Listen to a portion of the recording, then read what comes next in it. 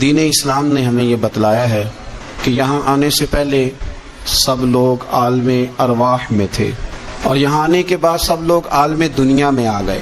اس کے بعد جو آخری جہان ہے وہ عالم آخرت ہے، لیکن عالم دنیا اور عالم آخرت کے بیچ جو جگہ ہے اسے عالم برزخ کہا جاتا ہے۔ برزخ کا معنی تو پردے اور آڑ کے ہوتے ہیں، لیکن برزخ اس زندگی کو کہتے ہیں جو مرنے سے شروع ہو جاتی ہے اور قیامت کے قائم ہونے تک وہ زندگی انسان کے ساتھ رہتی ہے، اسے عالم برزخ کہا جاتا ہے۔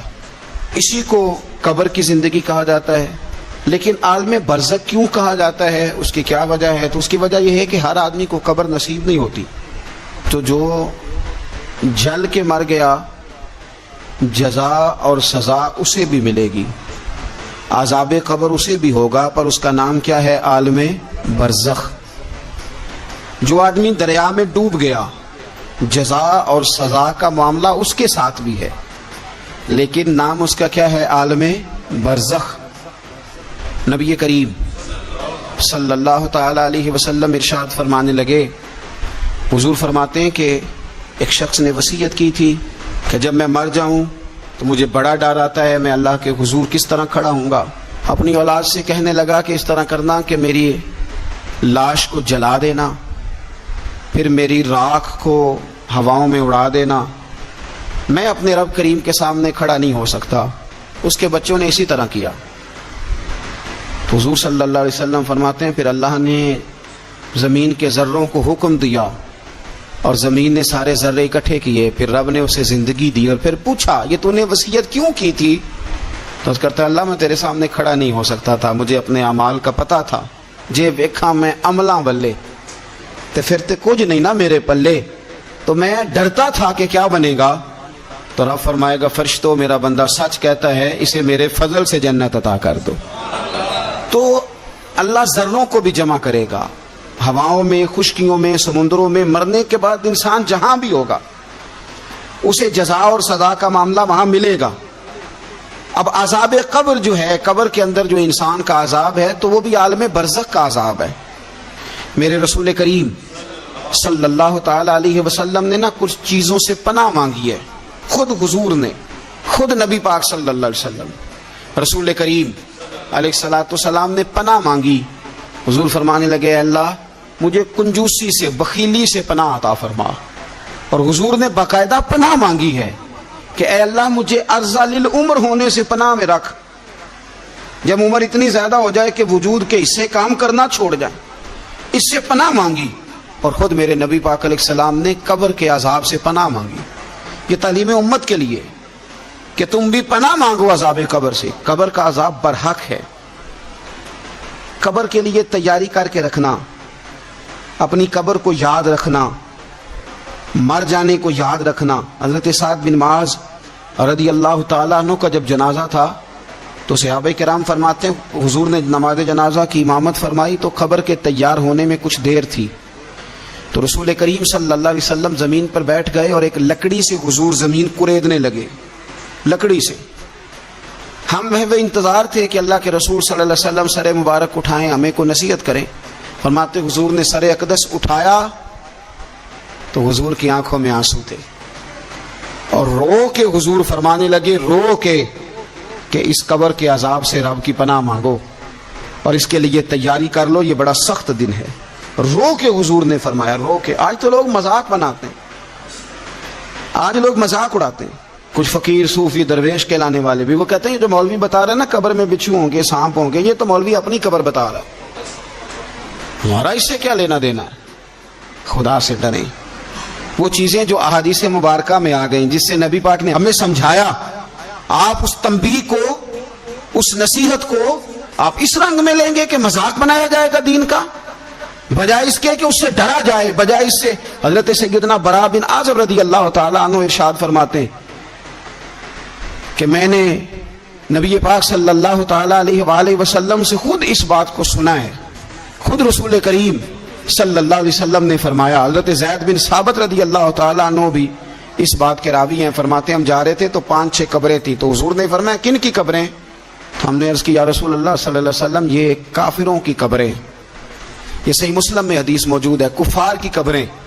تو اللہ کے رسول صلی اللہ علیہ وسلم فرمانے لگے، ذرا حدیث کے لفظوں پہ غور کرنا، حضور فرمانے لگے اگر مجھے ڈر نہ ہوتا کہ تم اپنے مردوں کو دفن کرنا چھوڑ دو گے، اگر مجھے اس بات کا ڈر نہ ہوتا کہ تم اپنے لوگوں کو، مرنے والوں کو قبروں میں دفن کرنا چھوڑ دو گے، اگر یہ مجھے ڈر نہ ہوتا تو میں سناتا کہ قبر کے اندر کس طرح عذاب ہوتا ہے، تمہیں دنیا میں رہ کے میں سناتا، پر ڈر ہے کہ کہیں تم اپنے مرنے والوں کو قبروں میں دفن کرنا چھوڑ ہی نہ دو، اس لیے میں تمہیں یہ بات نہیں بتاتا۔ اور میرے رسول کریم صلی اللہ تعالی علیہ وآلہ وسلم نے پھر ارشاد فرمایا، اپنے غلاموں کی طرف نظر فرمائی، یہ بات کہہ کے کہ اگر مجھے ڈر نہ ہوتا کہ تم دفن کرنا چھوڑ دو گے تو تمہیں میں سنا دیتا کہ قبر میں کیا عذاب ہوتا ہے۔ پھر حضور نے صحابہ سے فرمایا چلو بھائی دوزخ کے عذاب سے اللہ کی پناہ مانگو۔ تو سب کہنے لگے ہم دوزخ کے عذاب سے اللہ کی پناہ مانگتے ہیں۔ پھر نبی پاک صلی اللہ تعالی علیہ وسلم نے ارشاد فرمایا تم سب کہو کہ ہم قبر کے عذاب سے اللہ کی پناہ مانگتے ہیں۔ تو صحابہ نے کہا ہم قبر کے عذاب سے اللہ کی پناہ مانگتے ہیں۔ پھر میرے رسول پاک علیہ الصلوۃ والسلام نے فرمایا تم کہو، سارے یہ کہو کہ ہم ظاہری اور باطنی فتنوں سے اللہ کی پناہ مانگتے ہیں۔ تو صحابہ نے کہا کہ ہم ظاہری اور باطنی فتنوں سے اللہ کی پناہ مانگتے ہیں۔ پھر میرے محبوب علیہ السلام نے فرمایا تم کہو کہ ہم دجال کے فتنے سے اللہ کی پناہ مانگتے ہیں۔ تو صحابہ کرام نے کہا کہ اے اللہ ہم دجال کے فتنے سے تیری پناہ میں آتے ہیں۔ نبی پاک علیہ السلام نے یہ الفاظ کہہ کے یہ بات بتلا کے ہمیں سمجھا دیا، ہمیں قائل فرمایا محبوب نے کہ یاد رکھنا، اس بات کو اچھی طرح سمجھ لینا کہ اگر مجھے ڈر نہ ہوتا کہ تم اپنے مردوں کو دفن کرنا چھوڑ دو گے تو تمہیں بتلا دیتا کہ قبر میں کتنا سخت عذاب ہوتا ہے۔ اپنے معاملات پر غور کریں۔ ہمارا وہ کسی شاعر نے کہا تھا کہ مرنے کے بعد مجھ کو 2 گز زمین جو ملی تو دیکھو بعد مرنے کے ہی ہم جاگیردار ہو گئے۔ تو اصل تو جاگیر وہی ہے اور طے ہے۔ اتنا مرضی اے سی لگا کے کمرہ ٹھنڈا کر لیں، ٹائل پتھر لگا کے اس کو آپ صاف ستھرا کر لیں، اور آپ اٹھنے کی بھی تکلیف نہ کریں، ریموٹ کنٹرول کے ساتھ ہر چیز اپنے کمرے کی آپ کنٹرول کر لیں، پورا ہوادار کر لیں، لیکن آپ بچیں گے تب نہ جب قبر جنت کے باغوں میں سے باغ بنے گی۔ اگر وہ جنت کے باغوں میں سے باغ نہیں بنتی تو پھر فائدہ نہیں ہے۔ میرے رسول کریم صلی اللہ تعالی علیہ وآلہ وسلم کے پیارے صحابی حضرت عثمان غنی رضی اللہ تعالیٰ عنہ فرماتے ہیں، یہ سنن ابو داؤد شریف کی حدیث ہے کہ حضور نے فرمایا جب میت کو دفن کر کے فارغ ہو جاؤ تو اس کی قبر پر کھڑے رہو۔ خود حضور بھی قبر پر کھڑے رہتے دفن کرنے کے بعد، اور فرماتے اس کے ثابت قدم رہنے کی دعا کرو، اس لیے کہ اب اس سے سوال و جواب ہوں گے، اب فرشتے اس کی قبر میں آئیں گے، اب اس سے پوچھیں گے، اب اس کے ساتھ وہ امتحان ہوگا، تو اس کے لیے دعا کرو، قبر پہ کھڑے ہو کے دعا مانگو۔ ایک حدیث میں فرمایا کہ اتنی دیر دعا مانگو کہ جتنی دیر اونٹ ذبح کر کے کھال اتار کے گوشت بنا کے، اونٹ ذبح کرنا سب سے زیادہ مشکل ہے، اونٹ ذبح کر کے کھال اتار کے گوشت بنا کے بانٹ دیتے ہو، اتنی دیر مرنے والے کی قبر پہ کھڑے رہ کے دعا مانگا کرو، کیونکہ اب فرشتے آئیں گے، سوال و جواب ہوگا۔ تو عذاب قبر، مصنف عبد الرزاق میں حدیث ہے کہ ایک بندے کو صرف ایک کوڑا مارا گیا تھا قبر میں، ایک کوڑا، ایک درہ، تو اس کی ساری قبر میں آگ بھڑک اٹھی تھی۔ تو پوچھتا ہے کہ یہ ایک کوڑا مجھے کیوں مارا گیا؟ تو انہوں نے کہا ایک وجہ تو یہ تھی کہ تو پاکی پلیدی کا خیال نہیں کرتا تھا، اور دوسری وجہ یہ تھی کہ ایک دفعہ ایک مظلوم نے تجھ سے کہا تھا میری مدد کر، اور تو مدد کرنے پہ قادر تھا، تیرے اندر ہمت تھی، پر تو اس کی مدد کے لیے تیار نہیں ہوا۔ وہ ہمارا مشہور فکر ہے نا کہ سانو کی لگے، پرائی لڑائی پرائی آگن اسی گھر کیوں لے آئیے۔ تو وہ جو ہمارا خاص معاملہ ہے نا کہ کسی کی مدد نہیں کرنی، وہ ہمیں خراب کرتی ہے، ہمارے حالات بگڑ جاتے ہیں۔ ہم مدد کرنے پہ قادر ہوتے ہیں پر کسی مظلوم کی مدد، ایک کوڑا لگا تو پوری قبر میں آگ بھڑک اٹھی۔ عذاب قبر سے اللہ کی پناہ مانگی جائے، ڈرا جائے، اور آخرت کے لیے، قبر کے لیے تیار۔ قرآن مجید نے کہا وَإِذَا الْقُبُورُ بُعْثِرَتْ، جب قبریں کریدی جائیں گی نا تو عَلِمَتْ نَفْسٌ مَا قَدَّمَتْ وَأَخَّرَتْ، پھر ہر جان لے گی کہ اس نے آگے کیا بھیجا اور پیچھے کیا چھوڑا۔ میرے عزیز، اپنی قبر کے لیے، اپنی آخرت کے لیے فکر کریں، تیاری کریں۔ مولا رومی ایک بڑی خوبصورت مثال دیتے ہیں اور بڑے شاندار انداز میں بات سمجھاتے ہیں۔ وہ کہتے ہیں مصر کے اندر نا ایک رواج تھا کہ وہ سال کے آخر میں، سمجھ لے ذی الحج کے آخری دن، یا جس طرح آج کل لوگ جنوری فروری سے کام چلاتے ہیں، تو وہ دسمبر کی آخری تاریخ کو نا پچھلے بادشاہ کو معطل کر دیتے تھے، اور یکم تاریخ کو وہ جا کے دریا کے کنارے کھڑے ہوتے تھے تو کشتی آتی تھی، جو پہلا آدمی اترتا تھا اسے بادشاہ بنا لیتے تھے، پورا سال اس کی بات مانتے، اور سال کے آخر میں جا کے پھر اس کو جنگل میں، جہاں جنگل میں درندے تھے، جھاڑیاں تھیں، خوفناک جگہ تھی، وہاں جا کے چھوڑ آتے تھے، درندے اسے پھاڑ ڈالتے۔ تو ایک سال ایک دانشمند آدمی اترا، وہ تو اس کو انہوں نے کہا کہ بھئی تو ہمارا بادشاہ ہے۔ انہوں نے کہا یہ کیا بات ہوئی؟ تو بادشاہ ہوں تو کیا مطلب؟ انہوں نے کہا جی ہمارا اصول ہے، پورا سال تیری بات مانیں گے، سال کے بعد جنگل میں چھوڑ آئیں گے۔ کہنے لگا سال تو بات مانو گے نا؟ نے کہا ہاں۔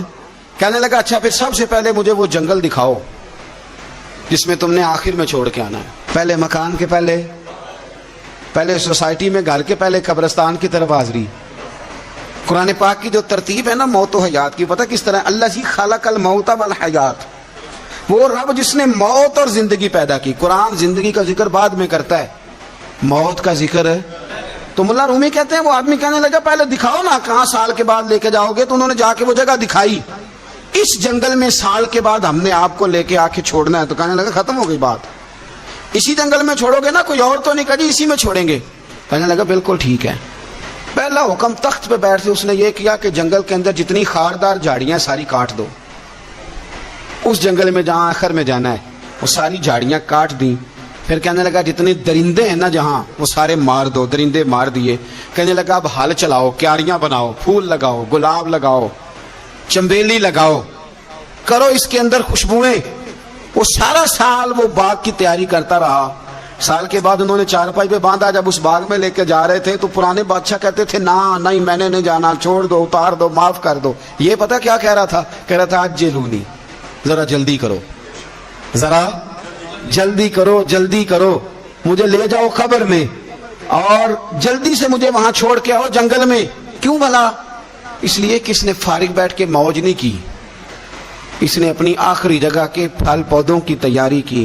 او میرے بھائی، ہمارے پاس پیسہ آتا ہے تو گاڑی نہیں آتی ہے، اگر تھوڑا پیسہ زیادہ بڑھ گیا تو چلو وہاں بھی پلاٹ لے لو۔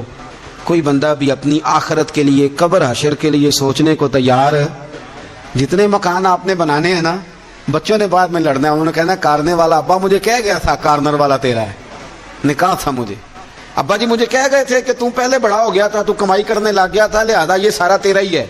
وہ سب کو کوئی نہ کوئی بات ابا کان میں کہہ جاتا ہے، سب نے اپنے حصے کی کوئی نہ کوئی بات یاد کی ہوتی۔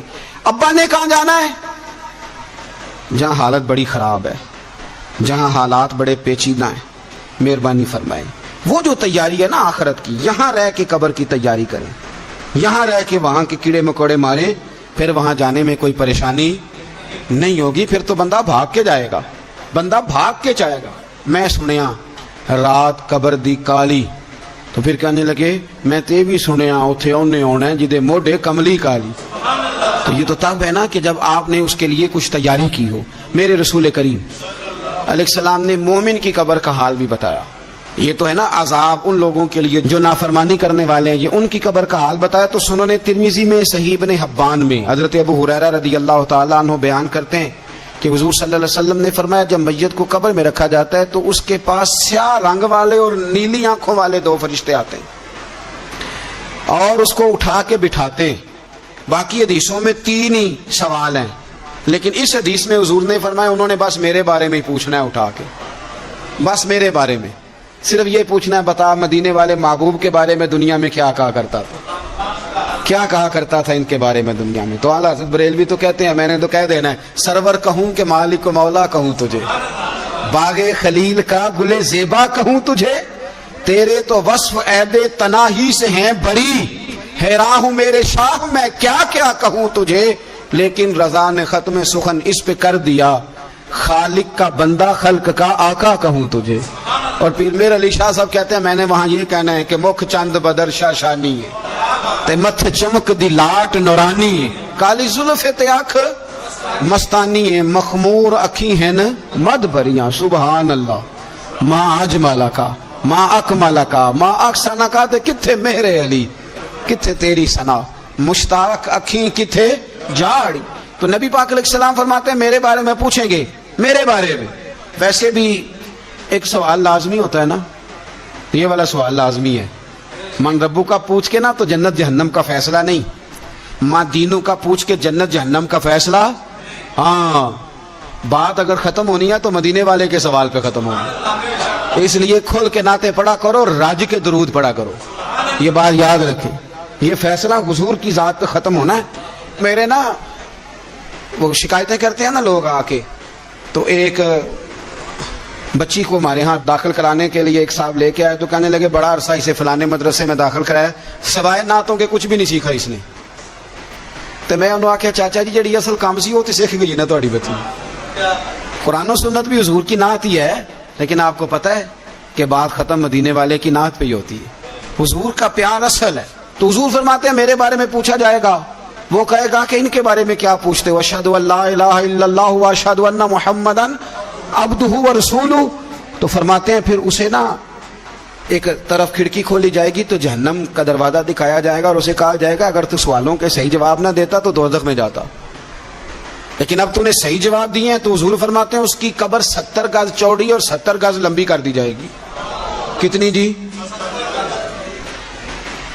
मस्जिद में एसी वाले हाल में जगह मिल जाए तो बंदा बड़ा सुखी रहता है, और सुबह जाए बैंक और पहली लाइन में मौका मिल जाए तो बंदा बड़ा सुखी रहता है कि मेरा जाते ही काम हो गया।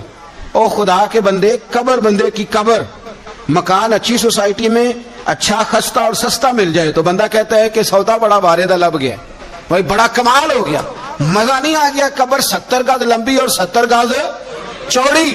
और ये तिरमिज़ी शरीफ पढ़ रहा हूं, बड़ी मजेदार हदीस। नबी पाक सल्लल्लाहु अलैहि वसल्लम फरमाने लगे फिर उसकी कब्र को नूर से भर दिया जाएगा। हुजूर को पहचान गया ना, कब्र नूर से भर दी गई और जब 70 गज लंबी कर दी गई तो बड़े प्यारे लफ्ज हैं हदीस के। हुजूर फरमाते हैं वो बंदा फिर फरिश्तों से एक बात कहेगा, अरबी में भी है उर्दू में भी है, वह मेरा दिल करता है पंजाबी में बताऊं। वो ना फरिश्तों से वो बंदा कहता है जब कब्र हो गई ना 70 गज लंबी 70 गज चौड़ी और नूर से भर गई, कुर्बान जाएं। हुजूर फरमाते हैं वो मुर्दा वो जो कब्र में पहुंचा है, जब उसकी कब्र को ये शान मिलती है तो फरिश्तों से पता क्या कहता है, कहता है मैं घर ना दस आवा जाके, ये जरा घर ना बताऊं दौड़ के, ये जरा मैं अपने घर बताऊं भाग के अल्लाह ने बड़ी खैर कर दी। अपनी अम्मा नु दस आवा, अपनी अम्मा नु मैं बच्चों को बता के आऊं कि मौज बन गई है, मैं बताऊं अपनी बीवी को, बताऊं अपने बहन भाइयों को, मैं घर ना दस आवा। कुर्बान जाएं मेरे रसूल करीम अलैहिस्सलाम फरमाते हैं फरिश्ते उससे कहते हैं नहीं तो किसी को ना बता, नम का नौमतुल उरूस, तो इस तरह सो जा जिस तरह पहली रात की दुल्हन सोया करती। वो बड़े चाव में सोती है, वो बड़े प्रेम में सोती है, नई जिंदगी का आगाज होता है तो सोती है। और फरिश्ते कहते हैं अब तुझे वही आके जगाएगा जो तेरे अहल में तुझे सबसे ज्यादा महबूब होगा, जो तुझे सबसे ज्यादा महबूब होगा। मेरा तो ईमान है कि हमें तो कब्र से आके जगाएंगे भी मदीने वाले रसूल, कहेंगे आओ गुलामों चले, आओ गुलामों। और वो कश्मीर के रूमी वक्त ने मियाँ साहब ने कहा था बाद मरन दे कब्र मेरी ते मेरे अपीरा जे कर पावे फेरा। आप हुस्न देखे कलाम का और अंदाज देखे, बाद मरन दे कब्र मेरी ते मेरे अपीरा जे कर पावे फेरा, ते कब्र दे विचों हड्डियां उठ के मुजरा कर सन तेरा। तो एक दफा आ तो सही, मैं लोगों को वजद करके दिखाऊंगा कि देखो ना वो आ जाए हैं, वो आए हैं मेरे मजार पे, आज देखो जरा रंग तो देखो किस तरह निराला अनोखा हो गया, वो खुद आए हैं। मोमन की कब्र जन्नत का बाग बनेगी, उसे नवाजा जाएगा, उसे दिया जाएगा, उसे अता किया जाएगा, उसे कहा जाएगा तू सो जा तो नींद पूरी कर, नींद पूरी कर। मेरे अजीज कुछ लोग ऐसे हैं जिनसे अज़ाब कब्र होगा ही नहीं। मेरे रसूल करीम सल्लल्लाहु तआला अलैहि वसल्लम ने इरशाद फरमाया कि जो अल्लाह के रास्ते में शहीद हो गया, ये सुनन निसाई में मौजूद है, उसे अज़ाब कब्र नहीं होगा, बल्कि एक हदीस में तो फरमाया हिसाब किताब ही नहीं होगा, अल्लाह बगैर सवाल जवाब के जन्नत अता फरमा दे। कुछ लोगों को ना लोगों की बख्शिश पे भी मसला ही बनता है कि कोई बख्शा ना जाए। और एक साहब कह रहे थे जी ये क्या मामला है कि जुमे को बंदा मर गया या फलाना हो गया तो उससे हिसाब किताब नहीं होगा, इतने इतने बड़े जुर्म लोगों ने कितने इतने पाप, और जुमे को मर गया तो बख्शा जाएगा। तो मैंने कहा जुर्मों का भी उसे हिसाब अल्लाह ले लेगा, لیکن میاں حساب کتاب کی ڈیوٹی نہ اللہ کی ہے تو بہتر یہ ہے کہ اسی کے ہاتھ میں رہے، تو نہ اپنے ہاتھ میں لینے کی کوشش کر۔ سنیں سنن ترمذی کی حدیث، ہمیں پتہ نہیں کیا مصیبت ہے، ہمیں پتہ نہیں کیا مسئلہ ہے۔ ایک جنازے سے میں نکلا، آپ یقین کریں کبھی کبھی کلیجہ پھٹ جاتا ہے، میں ایک جنازے سے نکلا تو میرے ساتھ ایک بندہ جنازہ پڑھ کے نکلا تو کہنے لگا جی پیر صاحب دیکھیں آج کتنی دنیا آئی ہے، حالانکہ یہ بندہ اس طرح کا تھا، اس طرح کا تھا، اس طرح کا تھا۔ میں نے اسے کہا، میں نے کہا یار تجھے تو فکر ہی لگ گئی ہے کہیں جنت میں چلا ہی نہ جائے، شرم آنی چاہیے ہمیں۔ اللہ فرماتے ہیں جنت اتنی چوڑی ہے جتنے زمین و آسمان ہے، اس کی چوڑائی زمین اور آسمان کے برابر ہے، تو ہم تو اپنے علاوہ کسی کو جانے نہیں دینا چاہتے جنت میں۔ اور بس کریں، جنت خدا کا فضل ہے، اور اللہ فرماتے ہیں میرا فضل میں جسے چاہتا ہوں عطا کرتا ہوں۔ یہ سنن ترمذی کی حدیث، اور اس کے راوی حضرت عبداللہ ابن عمر رضی اللہ تعالیٰ عنہ، نبی پاک علیہ السلام نے فرمایا جو مسلمان جمعے کے دن یا جمعے کی رات کو فوت ہو اس کو اللہ تعالیٰ قبر کی آزمائش سے محفوظ رکھتا ہے۔ جو جمعے کی رات فوت ہو جائے یا جمعے والے، یعنی جمعے رات اور جمعے کی درمیانی رات چلا جائے یا جمعے والے، تو اللہ اسے عذاب قبر سے، تو میرے عزیز جو بندہ شہید ہو اس سے عذاب قبر نہیں ہوتا، جو آدمی جمعے کے دن یا جمعے کی رات چلا جائے اسے بھی عذاب قبر نہیں ہوتا۔ اور میرے رسول کریم صلی اللہ تعالی علیہ وسلم نے فرمایا جو بندہ ایک دن اور ایک رات، یہ حدیث صحیح مسلم میں، سنن ترمذی میں، مصنف عبدالرزاق میں موجود ہے، ایک دن اور ایک رات اللہ کی رضا کے لیے اسلامی سرحد پہ پہرا دے۔ میں اور آپ سوئے ہوئے ہیں، لیکن وہ لوگ جو فوجی بارڈروں پہ کھڑے ہیں، دیکھو مدینے والے محبوب کس کس پہ کرم فرماتے ہیں۔ ساری عمر نہیں، 24-25 سال کی سروس نہیں، فرمایا ایک دن اور ایک رات اللہ کی رضا کے لیے جو اسلامی سرحد پر پہرا دے، مسلمانوں کو کافروں سے بچائے، رب اسے عذاب قبر نہیں دے گا، اسے اللہ تعالیٰ اپنے فضل سے معاف فرما دے گا۔ ایک رات اور ایک، تو آپ کیا سمجھتے ہیں کہ ان فوجیوں کی کوئی چھوٹی شان ہے، ان کا کوئی چھوٹا مرتبہ ہے؟ ایک دن اور ایک رات اگر یہ پہرا دیں تو اللہ ہی نے اتنا انعام عطا کرتا ہے۔ اسی طرح سن لو، یہ ذرا غور سے سننا، ابن ماجہ کی حدیث، اور اس کے علاوہ مسند ابو یعلا میں موجود حدیث کے راوی حضرت ابو ہریرہ رضی اللہ تعالی عنہ، حضور صلی اللہ تعالی علیہ وسلم نے فرمایا جو شخص بیماری سے فوت ہوا، جو شخص، قربان جاؤں میرے محبوب نے بیماری کا نام ہی نہیں لیا، فرمایا کوئی بھی بیماری ہو، فرمایا جو آدمی بیماری سے فوت ہوا اللہ اسے شہادت کی موت عطا فرمائے گا، اور وہ عذاب قبر سے اور قبر کے امتحان سے بھی محفوظ رہے گا، اور حضور فرماتے ہیں اس کو صبح اور شام جنت کے باغوں میں سے رزق دیا جائے گا۔ جو کسی بھی بیماری سے مرا، لوگ کہتے ہیں دیکھو جی بڑا تانگ ہو کے دنیا سے گیا ہے، تو اس بندے کو بھی عذاب قبر نہیں ہوتا۔ اسی طرح جو بندہ سورہ ملک پڑھتا ہے، سنن ترمذی میں حضرت ابن عباس سے روایت ہے کہ حضور صلی اللہ علیہ وسلم کے ایک صحابی نے ایک جگہ خیمہ لگایا تو وہاں سورہ ملک پڑھنے کی آواز آتی، کوئی بندہ پڑھنے والا نظر نہیں آتا تھا۔ جب حضور کی بارگاہ میں عرض کیا تو فرمایا وہاں قبر تھی، اور قبر کے اندر بیٹھ کے میرا صحابی سورہ ملک کی تلاوت کر رہا تھا۔ اگر ہمیں خسرہ نمبر یاد ہو جاتا ہے نا اپنی جگہ کا، اور ہمیں پتہ ہوتا ہے کہ میرے والا حصہ کتنے کروڑ کا ہے، اگر ساری کہانیاں ہمیں یاد ہوتی ہیں تو سورہ ملک بھی ہمیں یاد ہو سکتی ہے۔ موبائل پہ اس کو ریکارڈ کر لیں، پھر اس کو سنیں کبھی بھی سورہ ملک میں۔ اور ہمارے سلسلہ عالیہ میں تو سورہ ملک وظیفہ ہے، ہمارے الوظیفۃ الکریمہ میں اعلیٰ حضرت نے لکھا ہے کہ رات کو سورہ ملک اور سورہ یاسین کے بغیر سونا نہیں۔ سورہ ملک اتنی شاندار صورت ہے کہ نبی پاک صلی اللہ علیہ وسلم نے فرمایا یہ قیامت کے دن اللہ کی بارگاہ میں ناز سے جھگڑا کرے گی اور کہے گی اے اللہ یہاں تو میرے پڑھنے والے کو جنت عطا فرما یا مجھے قرآن پاک سے علیحدہ کر دے، تو رب کریم پھر اپنے فضل سے پڑھنے والے کو جنت عطا کرے گا۔ اللہ کریم ہمیں سمجھنے کی توفیق عطا کرے۔ آخر دعوانا الحمدللہ۔ پڑھیے لا الہ الا اللہ، ہو لا الہ الا اللہ۔ کسی نے پوچھا